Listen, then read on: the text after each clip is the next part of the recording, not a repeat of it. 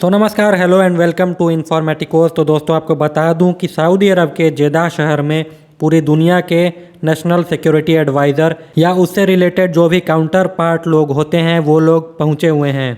इसी कड़ी में जो हमारे NSA यानी कि नेशनल सिक्योरिटी एडवाइज़र यानी कि राष्ट्रीय सुरक्षा सलाहकार अजीत डोवल साहब हैं, वो भी वहां पर पहुंचे हुए हैं।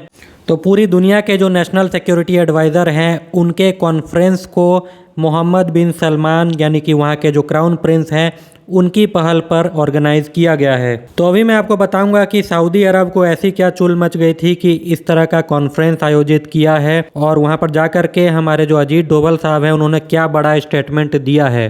सारी डिटेल अभी मैं आपको इस वीडियो में बताऊँगा कि आखिर हो क्यों रहा है, लेकिन उससे पहले रिक्वेस्ट है कि इस चैनल को सब्सक्राइब जरूर कर दीजिएगा और इस वीडियो को लाइक ज़रूर कर दीजिएगा और इस वीडियो को पूरा ज़रूर देखिएगा, क्योंकि दोस्तों एक एक वीडियो बनाने में काफ़ी ज़्यादा मेहनत लगती है, पढ़ना पड़ता है, उसके बाद एक वीडियो तैयार हो पाता है। ऐसे में आप जैसे एक एक सब्सक्राइबर मेरे लिए काफ़ी ज़्यादा मोटिवेशन ले करके आते हैं। तो चलिए शुरू करते हैं आज का वीडियो। तो सबसे पहला प्रश्न उठता है कि ये कॉन्फ्रेंस सऊदी अरेबिया कर क्यों रहा है। तो इसका सबसे बड़ा कारण है एकदम सिंपलेस्ट फॉर्म में तेल। तो दोस्तों यहाँ पर मैं आपको बता दूँ कि जब पिछले साल 24 फरवरी 2022 में जब रूस यूक्रेन युद्ध शुरू हुआ था तब पूरी दुनिया में तेल के प्राइस काफ़ी ज़्यादा आसमान को छू गए थे। ऐसे में सऊदी अरब ने दुनिया में सबसे ज़्यादा कमाई की और वहाँ की अरामको कंपनी ने इतनी ज़्यादा कमाई की कि उसका कोई हिसाब नहीं है। आपको बता दूं कि सऊदी अरेबिया की जो अरामको कंपनी है वो पूरी दुनिया की सबसे ज़्यादा वैल्यूएशन वाली कंपनी आज के डेट में है। कोई भी कंपनी एप्पल हो या फिर टेस्ला हो, कोई भी उसके सामने कहीं नहीं उतरती है मार्केट वैल्यूएशन के मामले में। अब देखिए, लेकिन उसके बाद क्या हुआ कि सऊदी अरबिया को समस्या तब आने लगी जब रूस ने सस्ता और डिस्काउंटेड तेल पूरी दुनिया में बेचना शुरू कर दिया। और आपको याद होगा कि पहले तो भारत और चीन ने लिया था, लेकिन भारत और चीन की देखा देखी कई सारे देश लेने लगे। फॉर एग्जांपल इवन पाकिस्तान को भी रूसी कच्चे तेल का जो कि सस्ते दाम में उपलब्ध हो रहा था उसका स्वाद लग चुका है। अब देखिए, अभी से मैंने कुछ दिन पहले एक वीडियो बनाई थी कि ओपेक प्लस संगठन में दरार पड़ रही है सिर्फ और सिर्फ इसलिए क्योंकि रूस कच्चा तेल सस्ते में बेच रहा है। अब आप सोच रहे होंगे कि जो सऊदी अरब है वो तो आराम से यूरोप को अपना कच्चा तेल बेचेगा। तो देखिए, बात बहुत हद तक सच है, लेकिन एकदम 100% ऐसा नहीं हो सकता है। इसका कारण ये है कि आपको अच्छे तरीके से पता है कि भारत जो भी कच्चा तेल आयात कर रहा है उसको रिफ़ाइन करके डायरेक्टली पेट्रोल और डीजल के फॉर्म में पश्चिमी देशों को बेच रहा है और वो आपको सऊदी अरब से लिए गए तेल से ज़्यादा सस्ता भी पड़ रहा है।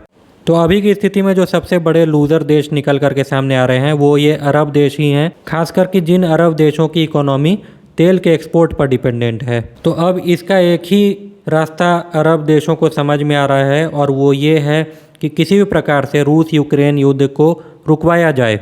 तो बस इसी कारण से पूरी दुनिया के नेशनल सिक्योरिटी एडवाइज़र्स को बुलाया गया है और रिक्वेस्ट किया जा रहा है कि आप रशिया पर दबाव बनाइए। और इसी कड़ी में जो मुख्य फोकस है वो है ग्लोबल साउथ देश।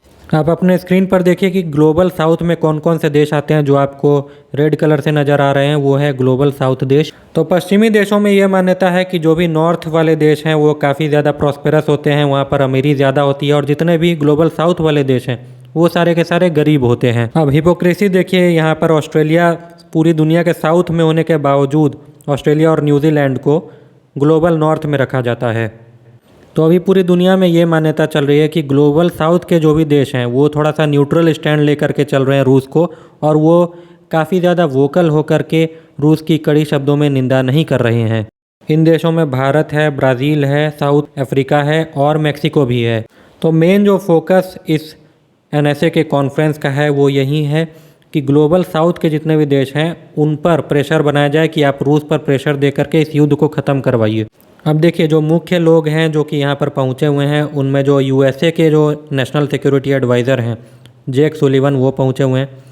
Chinese special envoy for Eurasian affairs यानी कि यूरेशिया का जो भी अफेयर्स होता है उनको देखने वाले एक व्यक्ति हैं जिनका नाम है ली हुई, वो पहुँचे हुए हैं। उसके बाद इस इवेंट के जो मुख्य अतिथि हैं या आप कह सकते हैं कि जो इस इवेंट को एड्रेस करने वाले हैं वो हैं एंड्री यरमार्क।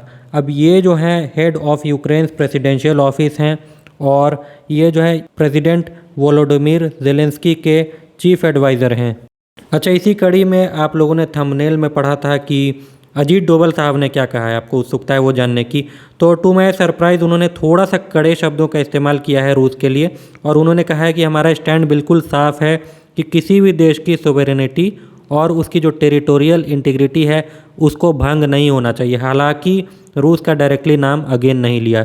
इसके साथ ही साथ एक और चीज़ आपको मैं ऐड कर दूं कि G20 का जो समिट होना है भारत में, उसको लेकर के एक कंसेंसस भी तैयार होना है इसी मीटिंग में कि फिर से यूक्रेन की जो चर्चा होगी उसमें भारत कुछ लिखेगा भी या नहीं रूस के अगेंस्ट में। अगर नहीं लिखता है तो कई सारे देश होते हैं वो साइन करने से मना कर देते हैं, क्योंकि ये जो स्टेटमेंट दिया जाता है समिट के बाद वो एक कंबाइंड स्टेटमेंट होता है। और इसमें भारत चाह रहा था कि यूक्रेन वार शब्द का इस्तेमाल नहीं हो, यूक्रेन क्राइसिस शब्द का इस्तेमाल हो। तो अपनी भी राय बताइएगा कि आप क्या सोचते हैं सऊदी अरब के इस स्टेप के बारे में कि वो पूरी दुनिया के NSA को होस्ट कर रहा है। साथ ही साथ इस चैनल को सब्सक्राइब करना मत भूलिएगा, वीडियो को लाइक ज़रूर कर दीजिएगा। अंत तक देखने के लिए धन्यवाद। मिलते हैं अगली वीडियो में, तब तक के लिए जय हिंद।